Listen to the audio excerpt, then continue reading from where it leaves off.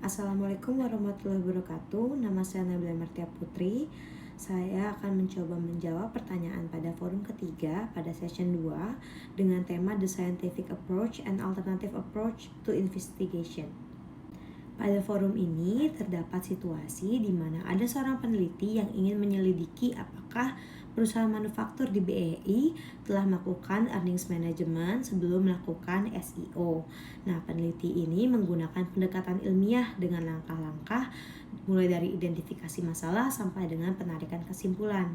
Dalam forum ini terdapat 3 pertanyaan yang akan saya coba jawab, yang dimulai dari pertanyaan pertama, yaitu bagaimana pendekatan ilmiah membantu meningkatkan validitas penelitian akuntansi.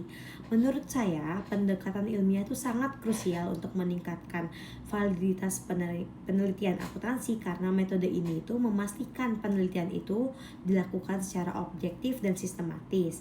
Objektif di sini diartikan itu bahwa pendekatan ilmiah mengharuskan peneliti itu untuk menggunakan data yang valid, data yang empiris. Di sini contohnya adalah laporan keuangan dan juga model analisis itu yang sudah teruji. Yang di sini digunakan adalah model Jones yang telah dimodifikasi. Nah, dengan penggunaan data yang valid dan juga model yang telah teruji, ini akan meminimalkan bias pribadi atau asumsi subjektif dari peneliti itu sendiri. Dengan demikian, kesimpulan yang ditarik nantinya akan didasarkan pada fakta yang terukur, bukan hanya opini dari peneliti. Nah, sedangkan sistematis pada hal ini itu merupakan proses penelitian itu dilakukan secara terstruktur, step by step, dimulai dari identifikasi masalah sampai dengan penarikan kesimpulan. Proses yang sistematis ini memungkinkan peneliti lain untuk mereplikasi penelitian yang telah dilakukan, yang mana proses replikasi tersebut adalah kunci untuk menguji keandalan dari temuan yang dihasilkan dari penelitian ini. Dan juga penelitian yang sistematis dan juga objektif juga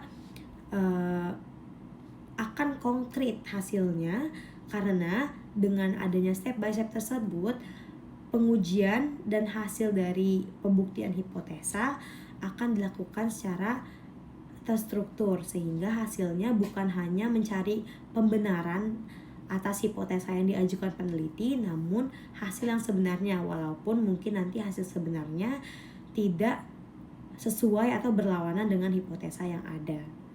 Pada pertanyaan kedua, yaitu apa risiko jika penelitian itu tidak menggunakan pendekatan ilmiah? Menurut pemahaman saya, jika penelitian itu tidak menggunakan pendekatan yang ilmiah, risikonya itu akan sangat tinggi, terutama dalam hal kredibilitas dari penelitian itu sendiri dan juga kebergunaan atau fungsi dari penelitian itu sendiri. Nah, penelitian yang tidak didasarkan pada pendekatan ilmiah itu, seperti yang tadi saya sudah sebutkan di pertanyaan pertama, itu bisa jadi hasilnya merupakan atau temuannya merupakan bias dari peneliti, atau bisa jadi juga peneliti salah dalam mengumpulkan data karena tanpa metode yang terstruktur dan sistematis. Nah, hasilnya pula mungkin tidak dapat dipertanggungjawabkan atau diulang oleh peneliti lain sehingga tidak dapat diuji kredibilitasnya. Nah, selain itu juga jika penelitian tidak didasarkan pada bukti yang empiris, melainkan hanya opini dan intuisi, itu tidak akan reliable, sehingga mungkin peneliti hanya mewawancarai beberapa orang untuk mengambil kesimpulan dari semuanya, padahal mungkin kesimpulan yang diambil tidak mempresentasikan keseluruhan populasi dari sampel. Nah, bisa jadi juga jika tidak ada pendekatan ilmiah, akan adanya misinterpretasi data, di mana tanpa analisis yang statistik yang sudah terstandar, peneliti dapat salah menginterpretasikan korelasi antara variabel. Nah, dan terakhir itu menurut saya, hasil penelitian yang tidak dilakukan secara ilmiah itu akan tidak valid dan juga tidak akan dipercaya oleh pihak manapun, baik regulator, investor maupun manajemen itu sendiri. Nah, keputusan strategis yang didasarkan pada penelitian yang tidak dipercaya ini itu berpotensi sangat besar untuk merugikan perusahaan. Pertanyaan yang ketiga, yang terakhir, yaitu bagaimana hasil penelitian ini dapat digunakan oleh investor.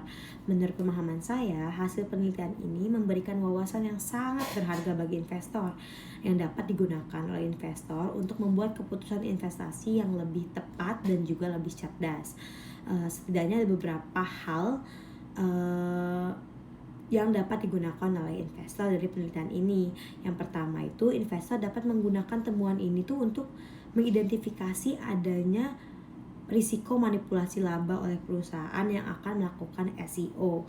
Investor juga akan lebih berhati-hati dalam melakukan analisis tambahan seperti menganalisis kualitas laba secara lebih mendalam sebelum melakukan investasi.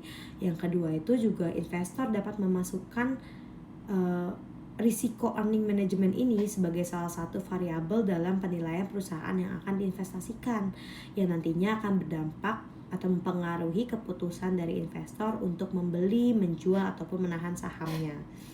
Yang ketiga, itu investor juga dapat menggunakan informasi dari penelitian ini atau temuan dari penelitian ini sebagai dasar untuk mengajukan pertanyaan yang lebih mendalam kepada manajemen perusahaan saat adanya pertemuan dengan investor ataupun pertemuan lain. Misalnya menanyakan alasan kenapa tiba-tiba labanya ini melonjak ketika mau adanya penawaran saham atau SEO. Sekian diskusi yang dapat saya sampaikan pada forum ini. Terima kasih. Wassalamualaikum warahmatullahi wabarakatuh.